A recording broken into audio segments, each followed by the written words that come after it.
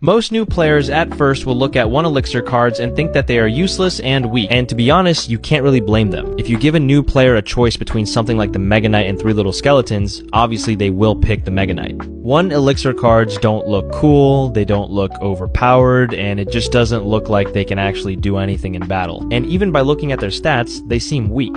And yet, somehow, everyone keeps using them. So what is it that makes them so strong? That's what we will look at today. By the end of this video, you'll never see 1 elixir cards the same way again. So let's go back to when Clash Royale first launched. The game started with exactly 42 cards, but only one that cost 1 elixir, and those were the skeletons. Or actually, they looked like this. This meant that back then, decks were way more expensive overall, and managing your elixir efficiently was much harder than it is today. There were no quick tricks to cycle through your deck fast, no cheap ways to reset attacking troops, and players basically had to work with whatever expensive cards they had. Back in those early days, tons of decks didn't even include skeletons because honestly, why would you bother? They look terrible on paper.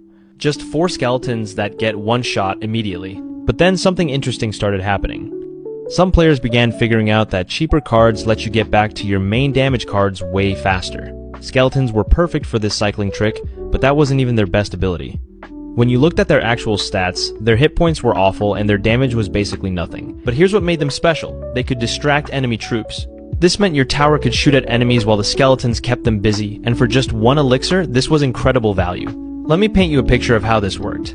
Imagine your opponent drops a high elixir dangerous card, like for example a P.E.K.K.A. This is a 7 elixir card that is taking your whole tower if not more, and all you have to do is correctly place down the skeletons because of her slow 1 hit per 1.8 seconds attack speed. This takes her 7.2 seconds, and so this meant that the P.E.K.K.A. is taking tower damage for 7 whole seconds, which almost entirely counters her. And that's a very good positive elixir trade, and it was revolutionary. But skeletons wouldn't stay alone in the 1 elixir club for long. Fire spirits arrived on May 3rd, 2016, but they worked completely differently than they do today. Back then, you got 3 fire spirits for 2 elixir, not 1 spirit for 1 elixir. When fire spirits first came out, they worked kind of like mobile zap spells.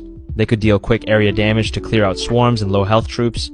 They could even completely destroy minions and minion horde, which was something that Zap couldn't do at the time. But there was a big problem with the original fire spirits. Unlike Zap, which hits its target instantly, fire spirits had to actually run to their destination before they could deal their damage.